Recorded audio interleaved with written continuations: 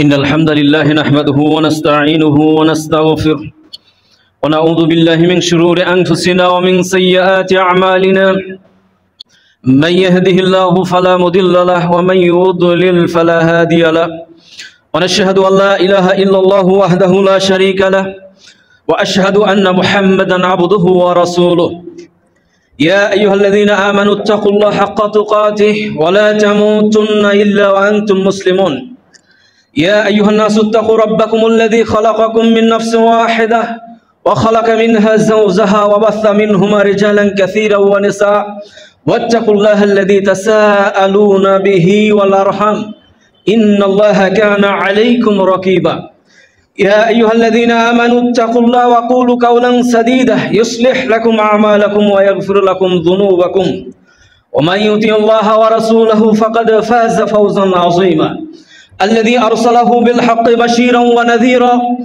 وداعيا إلى الله بإذنه وسراجا منيرا فقد قال الله تعالى في كلامه المجيد والفرقانه الحميد أعوذ بالله من الشيطان الرجيم بسم الله الرحمن الرحيم إن الله وملائكته يصلون على النبي يا أيها الذين آمنوا صلوا عليه وسلموا تسليما وقال تعالى وأقام الصلاة وآتى الزكاة والموفون بعهدهم إذا عاهدوا والصابرين في البأساء والضراء وحين البأس أولئك الذين صدقوا وأولئك هم المتقون আল্লাহ পাকের দরবারে লাখো কোটি শুকরিয়া আদায় করি যে মহান আল্লাহ সুবহানাহু ওয়া তাআলা আবারও আমাদেরকে এক সপ্তাহ পরে জুমার নামাজ আদায়ের উদ্দেশ্যে পবিত্র মসজিদে উপস্থিত হওয়ার সুযোগ করে দিয়েছেন।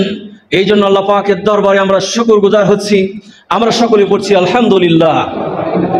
লাখো কোটি দুরূদ ও সালাম পেশ করছি বিশ্বমানবতার মহান শিক্ষক বিশ্ব নেতা সাইয়্যিদুল মুরসালিন রাহমাতাল লিল আলামিন মুহাম্মদুর রাসূলুল্লাহ সাল্লাল্লাহু আলাইহি সাল্লামের উপরে। সম্মানিত উপস্থিতি, আলোচনা করছিলাম মুত্তাকিদের বৈশিষ্ট্য, সেটি ছিল আকামাস সালাহ, নামাজের বিষয়টি, তাই না? এই নামাজের বিষয়টা আমরা সংক্ষিপ্ত আকারে কিছু আলোচনা করেছি। আজকে 7ম নম্বর বৈশিষ্ট্য নিয়ে আলোচনা করব এবং 8ম নম্বর দুইটি বৈশিষ্ট্য আজকে আলোচনা করব ইনশাআল্লাহ। সালাতের যে বিষয়টা সর্বশেষ আমরা যেখান থেকে শেষ করেছিলাম সেটি হচ্ছে যে মুসলিম যখন ক্ষমতায় আসবে, রাষ্ট্রের দায়িত্ব নেবে অথবা খলিফা নির্বাচিত হবে, তার দায়িত্ব থাকবে সর্বপ্রথম রাষ্ট্রীয়ভাবে সালাতটাকে ঘোষণা করে দিবেন। এই সালাতটা নিজে যেমন ব্যক্তিগতভাবে আদায় করতে হবে, ঠিক রাষ্ট্রের প্রধানেরও দায়িত্ব হচ্ছে রাষ্ট্রীয়ভাবে এই সালাতটা প্রতিষ্ঠিত করে দেওয়া। এই সালাতটা সঠিকভাবে হচ্ছে কিনা এটা তদারকি করবে গোয়েন্দা সংস্থা, বিভিন্নভাবে তারা পর্যবেক্ষণ করবে, বিশ্লেষণ করবে, তারা দেখাশোনা করবে। এটি হচ্ছে আল্লাহ তাআলার পক্ষ থেকে বিধান, যেটি সূরা হজের 41 নম্বর আয়াতের মধ্যে এই বিষয়টি উল্লেখ করে দেওয়া হয়েছে। রাষ্ট্রীয়ভাবে এটা প্রতিষ্ঠিত হবে। তেমনি ভাবে প্রত্যেকটি মানুষই তার নিজস্ব জায়গা থেকে সে দায়িত্বশীল।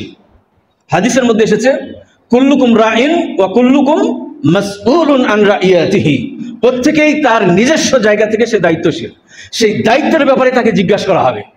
পিতা যেমন সংসারের দায়িত্বশীল, দাদা থাকলে দাদা যেমন দায়িত্বশীল, সমাজের দায়িত্বশীল আছে, তিনি সমাজের দায়িত্ববদ্ধতার কাছে রয়েছে, তেমনি ভাবে রাষ্ট্রের দায়িত্বশীল রয়েছে, তাকেও রাষ্ট্রের বিভিন্ন বিষয়ে তাকে প্রশ্নের সম্মুখীন করা হবে।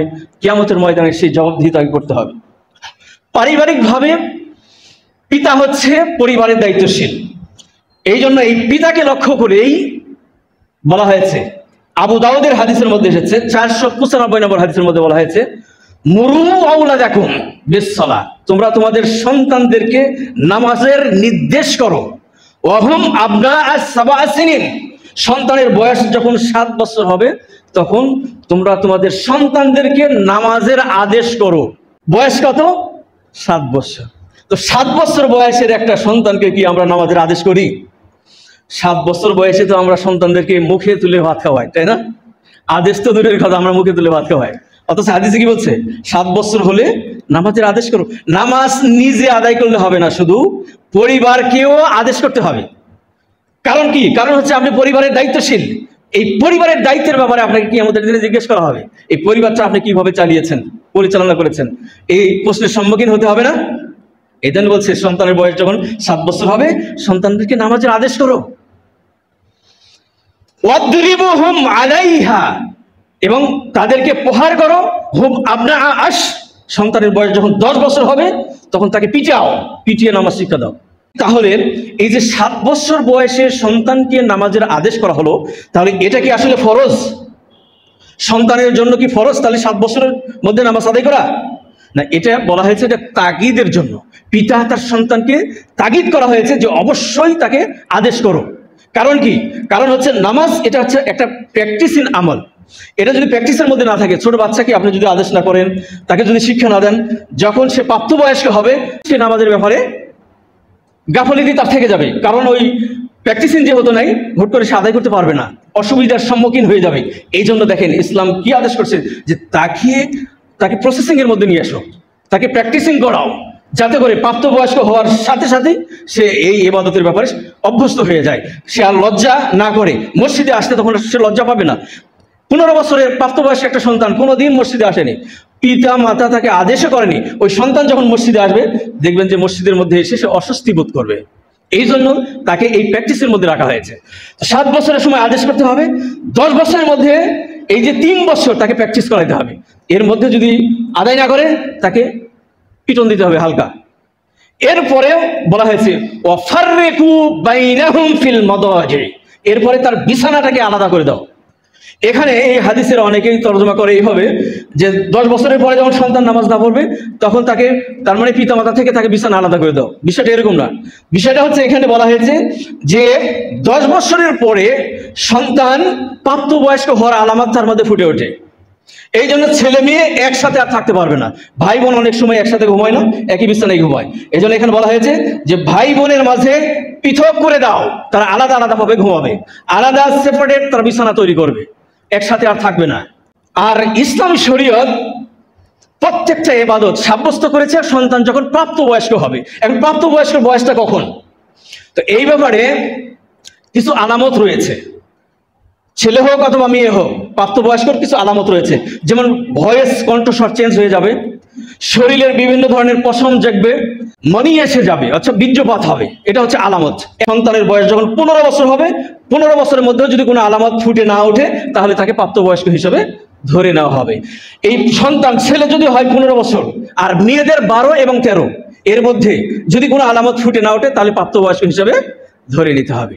তো যখনই মেয়ের বয়স যখন 12 এবং 13-তে বুঝবে, তখন ইসলামী শরীয়তের সব ধরনের হুকুম আহকাম তার উপরে ফরজ হয়ে যাবে। তখন আর ছেড়ে দেওয়ার কোনো সুযোগ নেই। ছেলেদের ক্ষেত্রে 15 বছর, সর্বোচ্চ 15 বছর। এর আগে যদি আলামতগুলো প্রকাশ হয়ে যায় তাহলে আলামত তো প্রকাশ হয়ে গেল, তাহলে তার কোনো কথা নেই। প্রাপ্তবয়স্ক হওয়ার আগ পর্যন্ত সন্তান যদি দিনের বিষয়গুলো, এই যে 7 বছর বয়সে নামাজের আদেশ করা হলো, যদি আদায় না করে, পিতামাতা যদি ওই সন্তানকে শিক্ষা না দেয়, তাহলে এর জন্য পিতামাতা গুনাহগার হবে, কিন্তু ওই সন্তান সে গুনাহগার হবে না। তাহলে দায়িত্ব আছে কিনা বলেন? হাদিসে কি এমনি বলছে 7 বছরের আদেশ করো, 10 বছরের মধ্যে পিটাও? তার মানে কি এটা পিতামাতার দায়িত্ব, এই শিক্ষাটা দিতে হবে। তো বলছিলাম যে সালাতটা আমরা শুধু নিজেরা আদায় করি, আমাদের সন্তানদেরকে আমরা আদেশ করতে চাই না। এটা হচ্ছে আমাদের একটা দায়িত্ব, যে আমরা পরিবারের যেহেতু প্রধান, সেই জন্য পরিবারের দায়িত্ব আমাদেরকে নিতে হবে সন্তানদেরকে, এবং আমার অধীনস্থ যারা আছে প্রত্যেককেই ইসলামী শরীয়তের প্রত্যেকটা বিষয়ে আমি দায়িত্বশীল। এই জন্য প্রত্যেকটা বিষয়ে আমাকে টেক কেয়ার করতে হবে। তেমনিভাবে সালাতের ব্যাপারে যেহেতু আমি দায়িত্বশীল, আমাকে নির্দেশ করতে হবে, আদেশ করতে হবে। এই সন্তানদের উপরে পিতার এই দায়িত্ব রয়েছে যে সন্তানদেরকে পিতা আদেশ করবে। যাই হোক, আমি সালাতের বিষয়টা ওদিকে যাচ্ছি না, এটা একটা গুরুত্বপূর্ণ পয়েন্ট ছিল, এই জন্য আমি এই বিষয়টা এখানে নিয়ে এসেছি।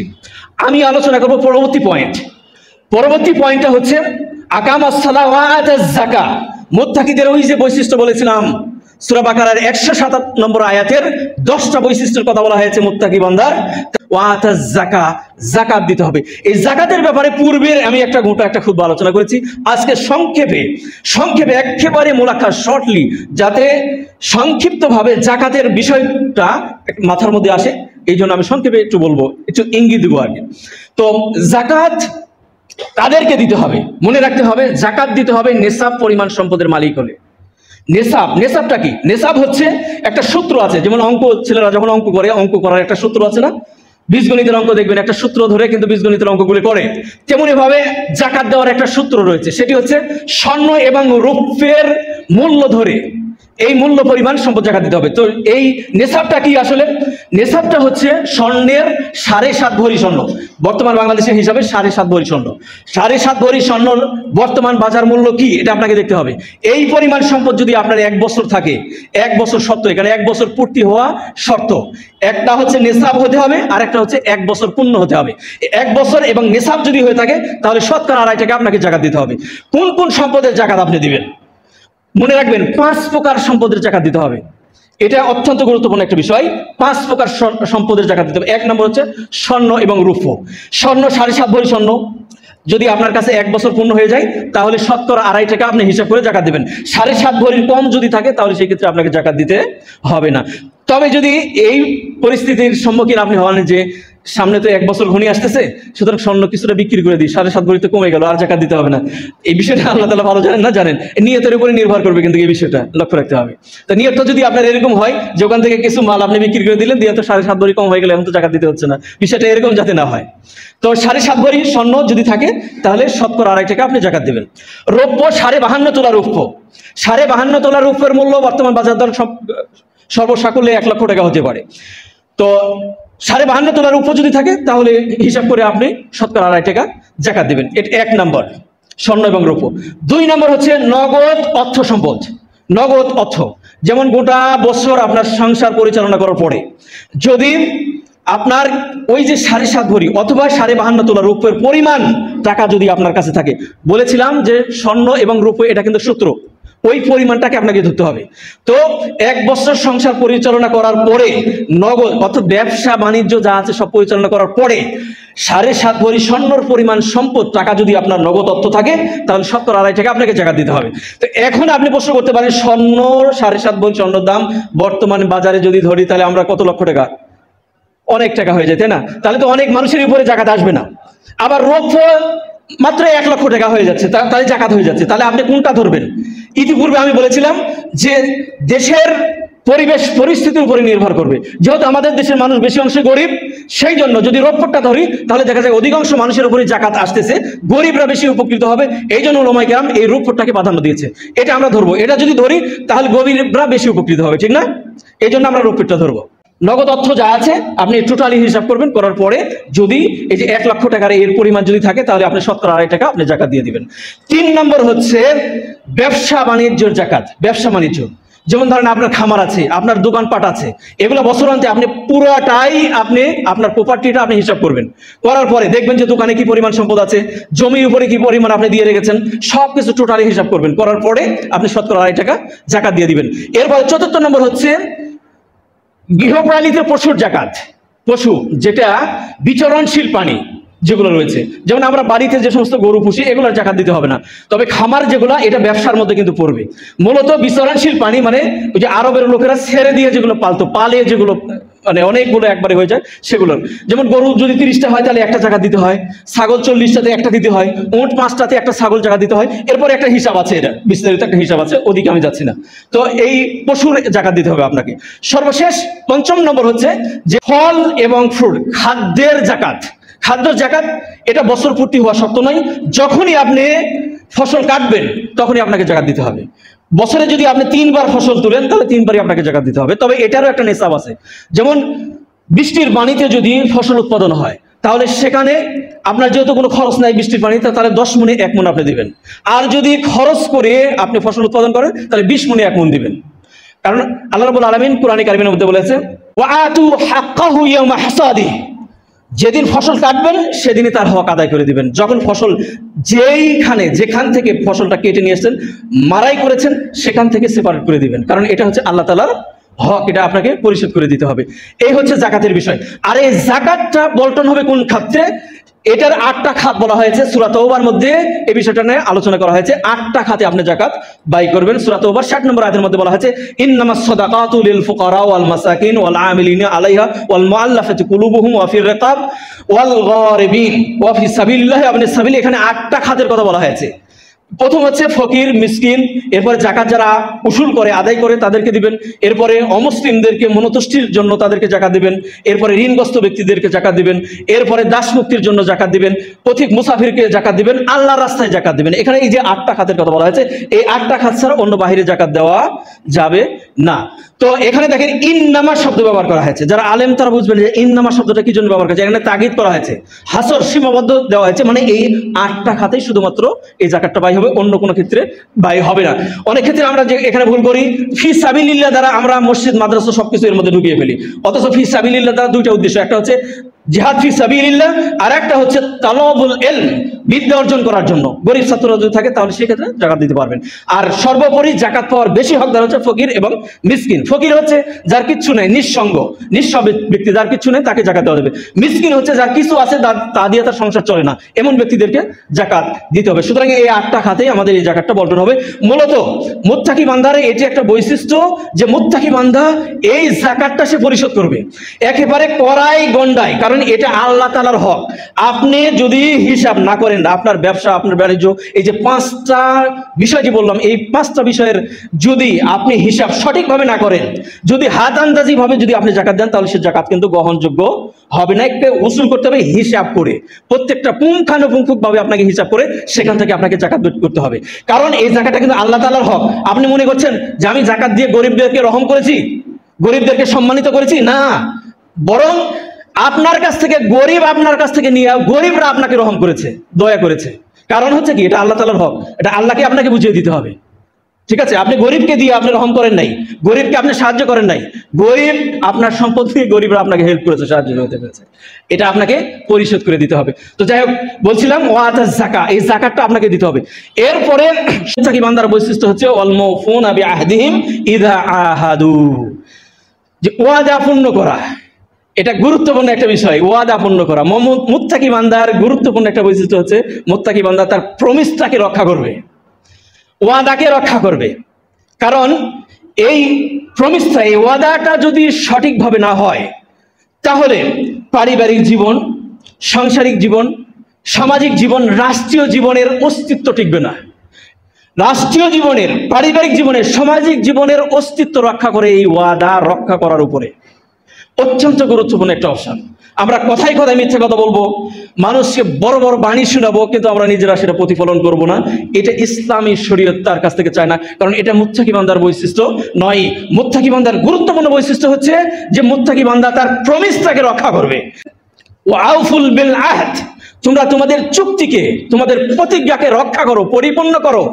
কারণ হচ্ছে ইন্নাল আহদাম কানা মাসউলা, কারণ এই প্রমিসের ব্যাপারে কিয়ামতের ময়দানে আল্লাহ রাব্বুল আলামিন তাকে জিজ্ঞেস করবেন যে তুমি তোমার প্রমিসটাকে রক্ষা করেছো কিনা। আল্লাহ রাব্বুল আলামিন অন্যত্র বলেছেন ওয়াউফু বিল উকুদ, তোমরা তোমাদের প্রমিসটাকে রক্ষা করো। এখানে ওয়াদা রক্ষা করা দ্বারা আমরা কি বুঝি? আমরা তো শুধুমাত্র ওয়াদা রক্ষা দ্বারা আমরা বুঝি যে কাকো আমি টাকা ধার দিলাম, সঠিক টাইমে আমি ফেরত দিলাম না, ওয়াদা খেলাপ করলাম, এটাকে আমরা বুঝি শুধুমাত্র, তাই না? কিন্তু না, এখানে 3টা বিষয়, গুরুত্বপূর্ণ একটা বিষয় মনে রাখেন, এখানে 3টা বিষয় জড়িত। ওয়াদা রক্ষা করা এর সাথে 3টা বিষয় জড়িত। 1 নম্বর হচ্ছে প্রমিসটা হচ্ছে বান্দা এবং আল্লাহর মাঝে। 1 নম্বর কি? বান্দা এবং আল্লাহর মাঝে। 2 নম্বর হচ্ছে আমি নিজে অন্যের সাথে। 3 নম্বর হচ্ছে মানুষ মানুষের সাথে। ওয়াদা 3 প্রকার। ওয়াদা কয় প্রকার? ভুলে গেলে চলবে না, এটা মনে রাখেন। ওয়াদা 3 প্রকার। 1 নম্বর হচ্ছে ওয়াদা আল্লাহ এবং বান্দার মাঝে। আল্লাহ এবং বান্দার মাঝে ওয়াদা কি? আল্লাহ তাআলা বলছেন ওয়াউফু বিল আহদ, তোমরা তোমাদের চুক্তি পূর্ণ করো। এর অর্থ হচ্ছে আল্লাহর সাথে তোমরা তোমাদের চুক্তিকে পূর্ণ করো। আল্লাহর সাথে চুক্তিটা কি? আল্লাহর সাথে চুক্তি হচ্ছে এরকম, যেদিনে আমরা বলেছি লা ইলাহা ইল্লাল্লাহ মুহাম্মাদুর রাসূলুল্লাহ সাল্লাল্লাহু আলাইহি ওয়াসাল্লাম, যেদিন এই বাণী উচ্চারণ করেছি সেই দিন থেকে আল্লাহর সাথে আমি একটা চুক্তি করে ফেলেছি। সেই চুক্তিটা কি? যে আমি এক আল্লাহর দাসত্ব করব, আমি আল্লাহ তাআলার ইবাদত করব, কোনটা হালাল সেটাকে আমি গ্রহণ করব, কোনটা হারাম সেটাকে আমি বর্জন করব, কোনটা বৈধ সেটাকে আমি গ্রহণ করব, কোনটা অবৈধ সেটাকে আমি ত্যাগ করব। ইবাদতের ব্যাপারে আমি প্রমিস করেছি আল্লাহর সাথে, প্রতিজ্ঞাবদ্ধ হয়েছি, কারণ ওই যে লা ইলাহা ইল্লাল্লাহ পড়েছি, এক আল্লাহর কাছে স্যালেন্ডার করেছি। সুতরাং ইসলামী শরীয়তের যাবতীয় বিষয়ের সাথে আমি ওয়াদাবদ্ধ হয়ে গেছি। এখন আল্লাহর সাথে আপনি প্রমিস করলেন, ওয়াদা করলেন, এখন আপনি ইবাদত বন্দেগী করলেন না, হালাল কোনটা হারাম আপনি বাছবিছ করে আপনি চললেন না, আপনি হারামের সাথে জড়িত হয়ে গেলেন, হ্যাঁ, হারামকে আপনি গ্রহণ করলেন, আল্লাহ তাআলার নির্দেশ সামনে পালন করলেন না, আল্লাহ তাআলা যেখান থেকে বিরত থাকতে বলেছে সেখান থেকে আপনি বিরত থাকলেন না, তাহলে আল্লাহর সাথে বান্দার এই প্রমিসটা কি রক্ষা হলো? বলেন, রক্ষা হলো? এটা হচ্ছে আল্লাহ এবং বান্দার মাঝে প্রমিস, ওয়াদা, 1 নম্বর ওয়াদা। 2 নম্বর হচ্ছে আমার ওয়াদা বান্দার অন্য ব্যক্তির সাথে। যেমন আমি কাউকে টাকা ধার দিয়েছি, বানিয়েছি, কথা মতো আমি ফেরত দেব, এটা হচ্ছে বান্দার সাথে আমার সাথে অন্যের প্রমিস, এটাও রক্ষা করতে হবে। আল্লাহর সাথে বান্দার যেভাবে রক্ষা করতে হবে, আমার ওয়াদা অন্যের সাথে সেটাও আমাকে রক্ষা করতে হবে, এবং একজন মানুষ আরেকজন মানুষের সাথে যে প্রমিস করেছে সেটাও রক্ষা করতে হবে। এখানে 3টা বিষয় জড়িত প্রমিসের সাথে। কথা কি বোঝা গেছে বিষয়টা? তাহলে দেখেন এই প্রমিসটা কতখানি গুরুত্বপূর্ণ। গুরুত্বপূর্ণ এতটুকুই যে হাদিসের মধ্যে এসেছে, রাসূলুল্লাহ সাল্লাল্লাহু আলাইহি সাল্লাম বলেছেন, যে ব্যক্তির আমানত নেই তার ঈমান নেই। মনে রাখেন, যে ব্যক্তির আমানত নেই তার ঈমান নেই, যে ব্যক্তির ওয়াদা নেই তার দিন নেই। কি বোঝা গেল? যার ওয়াদা নেই তার দিন নেই। আরেকটা হাদিসের মধ্যে এসেছে, রাসূলুল্লাহ সাল্লাল্লাহু আলাইহি সাল্লাম বলেছেন, মুনাফিকের চিহ্ন কয়টা? আয়াতুল মুনাফিক সালাসা। মুনাফিকের আলামত কয়টা? 3টা। ইদা হাদ্দাসা কাযাবা, যখন সে কথা বলে তখন সে মিথ্যা কথা বলে। ওয়া ইদা ওয়াআদা, যখন সে ওয়াদা করে, আখলাফা, তখন সে খিলাফ করে। এটা মুনাফিকের বৈশিষ্ট্য, যে ওয়াদা করে সে ওয়াদা খিলাফ করে। ওয়া ইদা উতুমিনা খানা, যখন তার কাছে আমানত রাখা হয় সে আমানতের কিয়ানত করে। এটা হচ্ছে মুনাফিকের বৈশিষ্ট্য, যে ওয়াদা খিলাফ করা। তাহলে গুরুত্বপূর্ণ বৈশিষ্ট্য নয়? গুরুত্বপূর্ণ বৈশিষ্ট্য। আলী রাদিয়াল্লাহু তাআলা আনহু বলছেন যে ওই ব্যক্তির জন্য ধ্বংস, আবারও বলছেন ওই ব্যক্তির জন্য ধ্বংস, আবারও বলছেন ওই ব্যক্তির জন্য ধ্বংস। কোন ব্যক্তি? যে ব্যক্তি ওয়াদা করে ওয়াদা পালন করে না, ওই ব্যক্তির জন্য ধ্বংস।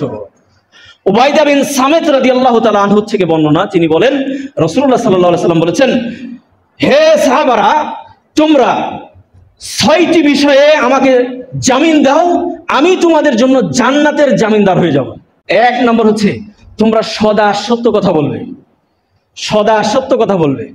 2 নম্বর হচ্ছে ওয়াদা করলে ওয়াদা রক্ষা করবে, আমানত রাখলে আমানতটা সঠিকভাবে পরিশোধ করে দিবে।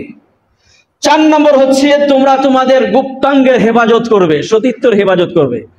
5 নম্বর হচ্ছে তোমাদের চক্ষুকে নিম্নগামী করে রাখবে, অর্থাৎ পরনারী থেকে নিম্নগামী করে রাখবে। এখন ওয়াদা এবং কসমের মধ্যে পার্থক্যটা কি? আমরা অনেক সময় বলি না যে আল্লাহর নামে শপথ করে বলছি, করে তারপরে আমরা যখন ভঙ্গ করে ফেলি, তাহলে সেই ক্ষেত্রে হুকুমটা কি? এখানে দেখেন, ওয়াদা এবং কসম দুটো কি এক বিষয়? দুটি এক বিষয় নাই।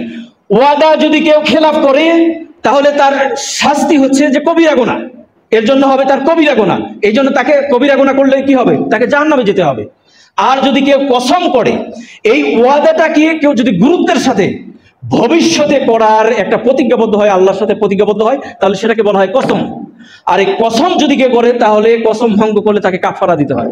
শুধু তওবা করলে হবে না, এখানে কাফারাও দিতে হবে। আর যদি কেউ ওয়াদা ভঙ্গ করে তার জন্য কবিরা গুনাহ হবে। তার কসম ভঙ্গের কাফারা হচ্ছে আপনি 10 জন ফকির মিসকিনকে খাবার দিতে হবে। কয়জন? 10 জন ফকির মিসকিনকে খাবার দিতে হবে। এটা যদি না পারেন তাহলে 10 জন ফকির এবং মিসকিনকে পোশাক কিনে দিতে হবে। এটাও যদি না পারেন তাহলে একজন দাস মুক্তি করতে হবে। এখন দাস মুক্তির বিধান যেহেতু নেই, এখানে 2টা বলবৎ। তৃতীয় আর একটা হুকুম রয়েছে, যদি 10 জন ফকির এবং মিসকিনকে খাবার না দেওয়া যায় আর পোশাক যদি কিনে না দেওয়া যায়, কারণ পোশাক কিনে দেওয়া কিন্তু আরো ব্যয়বহুল, তাই না? খাবারের চাইতে বেশি ব্যয়বহুল না? বেশি ব্যয়বহুল। তো এটা যদি সম্ভব না হয় তাহলে 3টা রোজা রাখতে হবে। তাহলেই আপনি এই কসম যে ভঙ্গ করলেন এখান থেকে আপনি মুক্তি পাবেন। আর ওয়াদা ভঙ্গের শাস্তি হচ্ছে পরকালীন জগতে, যে সূরা আল ইমরানের মধ্যে এই বিষয়টা উল্লেখ করা হয়েছে। এখানে বলা হয়েছে কোন ব্যক্তি যদি ওয়াদা ভঙ্গ করে তাহলে তার পরকালীন জগতে শাস্তি হচ্ছে, পরকালীন জগতে আল্লাহ রাব্বুল আলামিন তার কাছ থেকে জান্নাতের সব ধরনের নিয়ামত ছিনিয়ে নেবেন।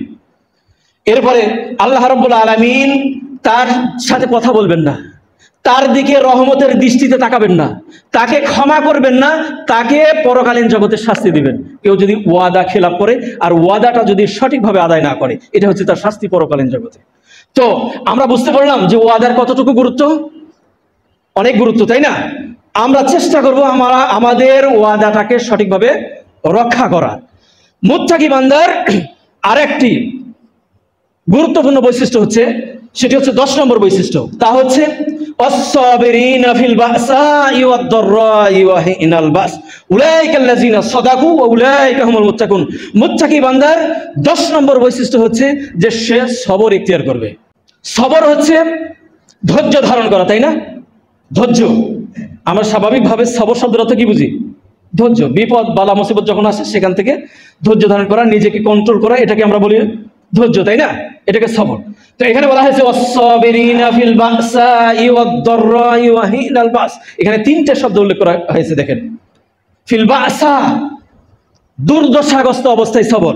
ফিল বাসাই ওয়াদ-দাররাই ওয়া হিনাল বাস, অভাব অনটনের সময়ে সবর এবং যুদ্ধ বিগ্রহের সময়ে সবর। এখানে তিনটে বিষয় উল্লেখ করা হয়েছে, দেখেন। মুমিন মুত্তাকি বান্দার উপরে যত বিপদ বালা মুসিবত আসে, এই বালা মুসিবতে সবর ইখতিয়ার করতে হবে, এটা আল্লাহ তাআলার পক্ষ থেকে বাণী।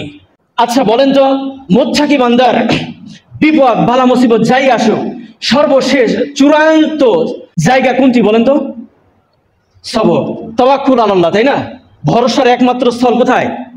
আল্লাহ তাআলার নিকটে। কারণ ঠিক না, মুত্তাকি বান্দা সবর করবে কিসে? আল্লাহর উপরে সবর করবে, তাওয়াক্কুল করবে সে আল্লাহ তাআলার উপরে। এই তাওয়াক্কুল, সবর, এগুলো যদি মুত্তাকি বান্দার মধ্যে যদি না থাকে, তাহলে সে মুত্তাকি বান্দা হিসাবে পরিগণিত হবে না। আল্লাহ তাআলার নিকটে সে মুত্তাকি হতে পারবে না। কারণ মুত্তাকির এটা একটা গুরুত্বপূর্ণ বৈশিষ্ট্য যে সে সবর ইখতিয়ার করবে। কারণ কি? কারণ হচ্ছে মুত্তাকি বান্দা, মুমিন বান্দা জানে যে বালা মুসিবত যাই আসুক এটা আল্লাহ তাআলার পক্ষ থেকে আসে। কারণ আল্লাহ রাব্বুল আলামিন কোরআনে কারীমের মধ্যে বলেছেন, মা আসাবা মিন মুসিবাতিন ইল্লা বিইذنিল্লাহ, বিপদ বালা মুসিবত যা আসে এটা আল্লাহ তাআলার অনুমতি ক্রমেই আসে। আরেকটা আয়াতের মধ্যে বলা হয়েছে, ওয়ামা আসাবাকুম মিন মুসিবাতিন ফাবিমা কাসাবাত আইদিকুম, তোমাদের উপরে বালা মুসিবত যা কিছু আসে সব এটা তোমাদের নিজ হাতে কামাই করা। এক আয়াতে বলা হয়েছে এটা তোমাদের নিজ হাতে কামাই করা, আর এক আয়াতের মধ্যে বলা হয়েছে এটা আল্লাহ তাআলার পক্ষ থেকে আসে। তাহলে এটার মধ্যে সামঞ্জস্য আপনি কিভাবে করবেন? মনে রাখবেন যে যত বিপদ বালা মুসিবত আসে এগুলো মুত্তাকি বান্দার জন্য আসে, এটি পরীক্ষা স্বরূপ।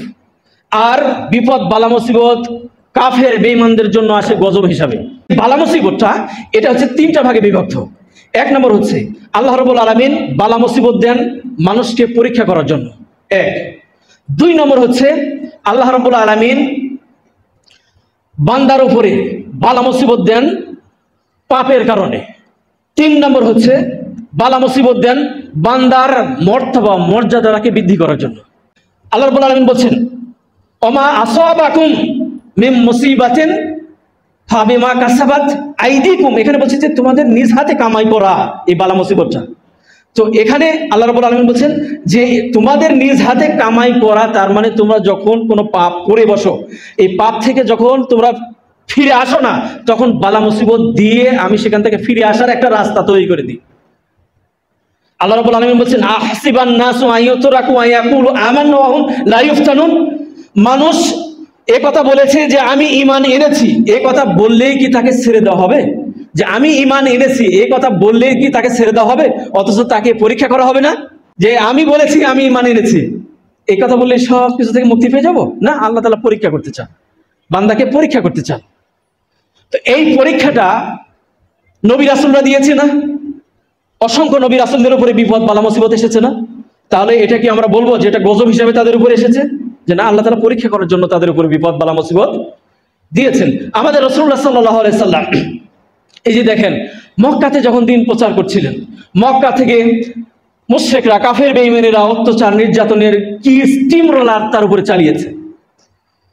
রাসূলুল্লাহ সাল্লাল্লাহু আলাইহি সাল্লাম মক্কা থেকে তায়েফে ৭৫ কিলোমিটার রাস্তা তায়েফে চলে গেলেন। মক্কার কাফেরদের অত্যাচার নির্যাতনে অতিষ্ঠ হয়ে তায়েফে তিনি চলে গেলেন। তায়েফে কেন গেলেন? কারণ হলো যে রাসূলুল্লাহ সাল্লামের চাচা আবু তালেব মৃত্যুবরণ করলো। তিনি যদিও কাফের ছিলেন, তিনি অনেক সাহায্য সহিত রাসূলুল্লাহ সাল্লামকে করতেন। রাসূলুল্লাহ সাল্লামের স্ত্রী তিনিও মারা গেলেন, খাদিজা রাদিয়াল্লাহু তাআলা আনহা, তিনিও মারা গেলেন। রাসূলুল্লাহ সাল্লামের উপরে অত্যাচার আরো বৃদ্ধি পেতে লাগলো। তিনি একটা সুন্দর একটা স্থান খোঁজার জন্য, নিরাপদ একটা স্থানের জন্য তিনি কোথায় গেলেন? তায়েফে গেলেন। এই তায়েফ কেন গেলেন রাসূলুল্লাহ সাল্লাম সেখানে? কারণ সেখানের ভূমি ছিল উর্বর, সেখানে খাদ্যে স্বয়ংসম্পন্ন ছিল এবং সেখানে আত্মীয়তার একটা সম্পর্ক ছিল। আবু তালিবের মৃত্যুর পরে যখন অত্যাচার বৃদ্ধি পেল, নিরালয় একটা স্থান সেখানে খোঁজার জন্য তিনি এখানে গেলেন। অথবা আরেকটা কারণ ছিল যে রাসূলুল্লাহ সাল্লাল্লাহু আলাইহি ওয়াসাল্লামের দুধ মাতার বাড়ি ছিল তায়েফে। অথবা আত্মীয়তার একটা সম্পর্ক ছিল, কারণ তায়েফের একজন গোত্র প্রধান তিনি কুরাইশ বংশে বিবাহ করেছিলেন। এই সব কিছু চিন্তা ভাবনা করে রাসূলুল্লাহ সাল্লাল্লাহু আলাইহি ওয়াসাল্লাম সেখানে গেলেন, সেখানে জাতির কাছে তিনি দাওয়াত দিলেন। কিন্তু এই জাতি কি গ্রহণ করেছে সহজে? বলেন, গ্রহণ করে নাই। অত্যাচার, কি নির্যাতন রাসূলুল্লাহ সাল্লাল্লাহু আলাইহি ওয়াসাল্লামের উপরে করছে। রাসূলুল্লাহ সাল্লাল্লাহু আলাইহি ওয়াসাল্লামের সঙ্গে তার চাকর জায়েদকে সঙ্গে করে নিয়ে সেখানে গেলেন। সেখানে গিয়ে তিনি কি বললেন? লা ইলাহা ইল্লাল্লাহ মুহাম্মাদুর রাসূলুল্লাহ সাল্লাল্লাহু আলাইহি ওয়াসাল্লাম, দ্বীনের দাওয়াত দিলেন। কিন্তু সেটা তারা বরদাস্ত করতে পারলো না, সেটাকে তারা গ্রহণ করলো না। তারা তাকে তিরস্কার করলো, বিভিন্নভাবে জ্ঞানমন্ত্র করলো যে মুহাম্মদ, তোমাকে আল্লাহর নবী হিসেবে গ্রহণ করতে হবে কেন? ধনী লোকেরা কি আল্লাহ তাআলার নজরে পড়লো না? তোমাকে নবুয়ত দিল কেন? তুমি যদি সত্যি নবী হয়ে যাও তাহলে কাবার গিলাফটা উন্মুক্ত করে দাও। কত কথা, দুনিয়ার হাজারো কথা তারা বর্ণনা করতে লাগলো। কিন্তু কোনো অবস্থাতে 10 দিন রাসূলুল্লাহ সাল্লাল্লাহু আলাইহি ওয়াসাল্লাম সেখানে ছিলেন। 10 দিনের মধ্যে একটা মানুষও সে হেদায়েত গ্রহণ করলো না। এমনকি তারা ঘোষণা করে দিল যে মুহাম্মদ শীঘ্র এখান থেকে বেরিয়ে যাও, নইলে তোমার উপরে অত্যাচার নির্যাতন করা হবে। বলার সাথে সাথে তাকে আদেশ করা হলো, এদিকে দুষ্ট মানুষদেরকে লেগিয়ে দেওয়া হলো তার পিছনে। রাসূলুল্লাহ সাল্লাল্লাহু আলাইহি ওয়াসাল্লাম একটা চিকন রাস্তা দিয়ে, 2 পাহাড়ের পাদদেশ দিয়ে তিনি যাচ্ছিলেন। সেই মুশরিক কাফের বেঈমানরা 2 দিক থেকে পাথর মারা শুরু করলো। পাথর মারে চতুর্দিকে, বৃষ্টির মতো পাথর নিক্ষেপ হওয়া শুরু হয়। পাথর এসে এসে রাসূলুল্লাহ সাল্লাল্লাহু আলাইহি ওয়াসাল্লামের শরীরে লাগে, রক্ত ফিনকি দিয়ে বের হয়ে যায়। রাসূলুল্লাহ সাল্লাল্লাহু আলাইহি ওয়াসাল্লামের সে চাকর জায়েদ, তিনি রাসূলুল্লাহ সাল্লাল্লাহু আলাইহি ওয়াসাল্লামকে বিভিন্নভাবে সেভ করতে লাগলেন, চেষ্টা করতে লাগলেন। জায়েদের শরীরে এসে লাগে, বিভিন্নভাবে তিনি চেষ্টা সাধনা করলেন রাসূলুল্লাহ সাল্লাল্লাহু আলাইহি ওয়াসাল্লামকে রক্ষা করার জন্য। এক পর্যায়ে তিনি সেখান থেকে, সেই তায়েফ থেকে 3 মাইল পর্যন্ত এই মুশরিকরা কাফের বেঈমানরা অত্যাচার করেছে। এইভাবে মাঝখানে, রাস্তার মাঝখানে যে বসে পড়েছেন, আর তিনি উঠতে পারেন না। শরীর অসংখ্য রক্তক্ষরণ, গোটা শরীর দিয়ে শুধু রক্ত আর রক্ত। হাত মুছে দেখে একবারে বৃষ্টির মতো ভিজে যাচ্ছে হাত। জুতা, পায়ে জুতা ছিল, ওই জুতার পায়ে জুতা ভরে গেছে রক্তে। তিনি মাঝখানে পড়ে গেলেন। সেখান থেকে সেই মুশরিকরা আবার জাগালো, আবার জায়গায় একটু করে হাঁটে, আবার পাথর মারা শুরু হলো। 3 মাইল রাস্তা এইভাবে অত্যাচার নির্যাতন করছে। 3 মাইল রাস্তা যাওয়ার পরে রাসূলুল্লাহ সাল্লাল্লাহু আলাইহি ওয়াসাল্লাম একটি বাগানের সামনে, নাখলা নামক একটা বাগানের সামনে তিনি যে বসলেন, সেখানে গিয়ে হাত তুলে দোয়া করলেন আল্লাহ তাআলার দরবারে। অনেক দোয়া করলেন রাসূলুল্লাহ সাল্লাল্লাহু আলাইহি ওয়াসাল্লাম। সেখানে আল্লাহ রাব্বুল আলামিন জিবরিলকে পাঠিয়ে দিলেন। জিবরিল আসলো, বলল, হে আল্লাহ রাসূল, আমাদেরকে একটু অনুমতি দেন, এই কাফের মুশরিকদেরকে 2 পাহাড়ের চিপায় ফেলিয়ে সেখানে তাদেরকে দুনিয়া থেকে সব বিদায় করে দিই। রাসূলুল্লাহ সাল্লাল্লাহু আলাইহি ওয়াসাল্লাম দেখেন সবর কাকে বলে, সুবহানাল্লাহ। রাসূলুল্লাহ সাল্লাল্লাহু আলাইহি ওয়াসাল্লাম বলছেন, জিবরিল, আমি যদি তোমাদেরকে অনুমতি দিই, তোমাকে যদি অনুমতি দিই, এই পাহাড় ধসিয়ে তাদেরকে যদি তুমি শেষ করে দাও, তাহলে মনে রাখো এমন একটা সময় আসবে, এই বংশ থেকে এক সময় মানুষ পয়দা হবে যারা আল্লাহ তাআলার ইবাদত বন্দেগী করবে। সুতরাং এই অনুমতি আমি তোমাদেরকে দিতে পারি না। সবর কাকে বলে, সুবহানাল্লাহ। রাসূলুল্লাহ সাল্লাল্লাহু আলাইহি ওয়াসাল্লাম অনুমতি দিলেন না। এক সময় সেই তায়েফ বিজয় হয়েছে না, নিরাশ তো তিনি হন নাই। তিনি কি নিরাশ হয়েছেন? তিনি নিরাশ হন না, তিনি ফিরে আসতেছিলেন। আসার পথিমধ্যে আল্লাহ রাব্বুল আলামিন একটা জিন জাতিদেরকে পাঠিয়ে দিলেন রাসূলুল্লাহ সাল্লাল্লাহু আলাইহি ওয়াসাল্লামের কাছে।